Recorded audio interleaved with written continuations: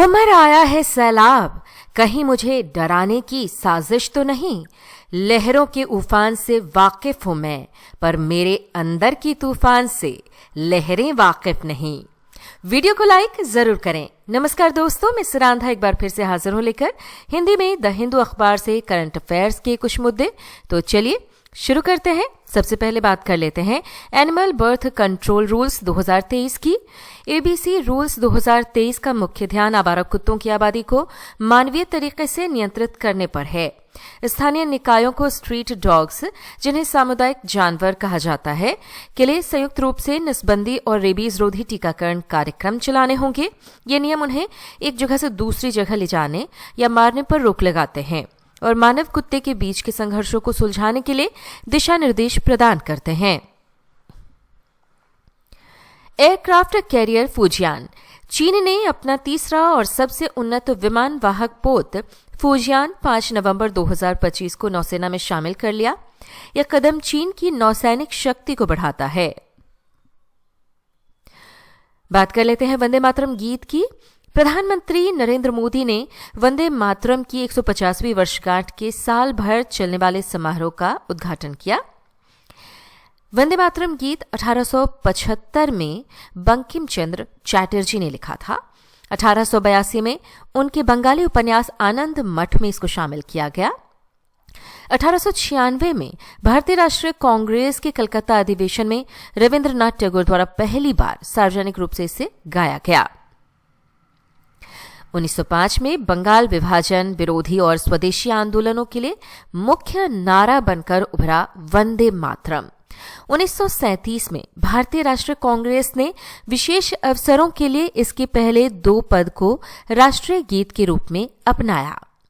24 जनवरी 1950 को संविधान सभा द्वारा इसे भारत के राष्ट्रीय गीत के रूप में अपना लिया गया। इसे राष्ट्रगान के समान सम्मान दिया गया। Aircraft accident investigation bureau AAIB की स्थापना 2012 में मिनिस्ट्री ऑफ सिविल एविएशन के तहत हुई थी। इससे पहले directorate general of civil aviation जांच का काम देखता था।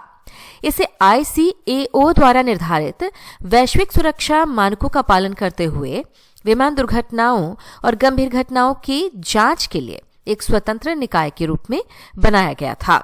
इसका लक्ष्य भविष्य की दुर्घटनाओं को रोकना है। कर्नाटक ने गन्ने का दाम 3,300 रुपये प्रति टन किया। कर्नाटक के मुख्यमंत्री सिद्धारमैया ने गन्ने के दाम में 100 रुपये की बढ़ोतरी की घोषणा की। इसे 3,300 रुपये प्रति टन कटाई परिवहन को छोड़कर तय किया गया है। राज्य सरकार और चीनी मिलें दोनों 50-50 रुपये का योगदान करेंगी। किसानों के विरोध के बाद ये फैसला लिया गया, जिसके बाद किसानों ने अपना आंदोलन समाप्त कर दिया। मिड डे मील योजना। मिड डे मील योजना 1995 में प्राथमिक शिक्षा के पोषण समर्थन के राष्ट्रीय कार्यक्रम के रूप में शुरू हुई थी। इसका मुख्य उद्देश्य सरकारी स्कूलों में बच्चों की नामांकन और उपस्थिति बढ़ाना तथा उनके पोषण स्तर में सुधार करना था। 2001 में सुप्रीम कोर्ट के आदेश के बाद ये योजना पकाए हुए भोजन की योजना बन गई। पहले सूखे अनाज दिए जाते थे, अब ये पकाए हुए भोजन की योजना बन गई 2001 में। 2021 में इसका नाम बदलकर पीएम पोषण योजना रखा गया। संत रविदास। संत रविदास 15वीं शताब्दी के भक्ति संत और कवि थे, जिनका जन्म वाराणसी में एक मोची परिवार में हुआ था। उन्होंने ईश्वर भक्ति, समानता और प्रेम का संदेश दिया। उनके पद गुरु ग्रंथ साहिब में शामिल हैं। उन्होंने मीराबाई जैसे संतों को प्रेरित किया। संत रविदास के कुछ पद काफी प्रचलित हैं। उनमें से एक है, मन चंगा तो कठौती में गंगा। आप सभी ने सुना होगा। एक और है, ऐसा चाहूं राज में जहां मिले सबन को अन्न, छोटा बड़ा सब सम बसे रैदास रहे प्रसन्न। F404 jet engine. हल ने GE एरोस्पेस के साथ $1 अरब का समझौता किया है। यह समझौता 113 F404 जेट इंजनों की आपूर्ति के लिए है। ये इंजन भारत में बने तेजस लाइट कॉम्बैट एयरक्राफ्ट MK-1A कार्यक्रम के लिए हैं। इन जरूरी पुर्जों की डिलीवरी 2027 से 2032 के बीच होने की उम्मीद है, जिससे भारतीय वायुसेना के लिए 97 नए जेट के उत्पादन में मदद मिलेगी। Financial sector assessment report. World bank की नवीनतम फाइनेंशियल सेक्टर असेसमेंट रिपोर्ट के अनुसार भारत को 2047 तक $30 ट्रिलियन की अर्थव्यवस्था बनने के लक्ष्य को पाने के लिए निजी पूंजी जुटाने और वित्तीय क्षेत्र में और सुधारों की जरूरत है। रिपोर्ट में कहा गया है कि 2017 के बाद से भारत की वित्तीय प्रणाली अधिक मजबूत, विविध और समावेशी हो गई है। तूफान कालमेघी। तूफान कालमेघी ने फिलीपींस में भारी बाढ़ और तबाही मचाई, जिसमें करीब 200 लोगों की मौत हो गई। बाद में ये वियतनाम पहुंचा, जहां तेज हवाओं और बारिश से कम 5 लोगों की मौत हो गई। अब ये तूफान कमजोर हो गया है और कंबोडिया और लाओस की तरफ बढ़ रहा है। राहत और बचाव कार्य लगातार जारी हैं। यौन शोषण के खिलाफ नई पहल। अपने साथ हुई सार्वजनिक छेड़छाड़ की घटना के बाद मेक्सिको के राष्ट्रपति क्लाउडिया शिनबॉम ने एक राष्ट्रीय अभियान शुरू किया है। इस योजना का लक्ष्य सभी राज्यों में कड़ी सजा के लिए कानूनों को एकजुट करना और महिलाओं को जल्द और सुरक्षित रूप से पुलिस को यौन शोषण की रिपोर्ट करने के लिए प्रोत्साहित करना है। अनुच्छेद 326 भारतीय संविधान। अनुच्छेद 326 के अनुसार लोकसभा और राज्य विधानसभाओं के चुनाव सामान्य वयस्क मताधिकार के आधार पर होंगे, यानी हर भारतीय नागरिक जिसकी आयु 18 वर्ष या उससे अधिक है, उसे वोट देने का अधिकार है, जब तक वो अपराध या भ्रष्टाचार जैसी वजहों से अयोग्य ना हो। राष्ट्रीय सहकारी विकास निगम। राष्ट्रीय सहकारी विकास निगम की स्थापना 1963 में एनसीडीसी अधिनियम 1962 के तहत की गई थी। ये संस्था कृषि और ग्रामीण उद्योगों में सहकारी समितियों को बढ़ावा और वित्तीय सहायता देती है। ये सहकारिता मंत्रालय के अंतर्गत काम करती है और इसका मुख्यालय नई दिल्ली में है। और अब आपके सामने है भारत का मानचित्र, जिस पर चिन्हित किए गए हैं कुछ महत्वपूर्ण स्थान जो करंट अफेयर्स के लिए काफ़ी इंपॉर्टेंट है।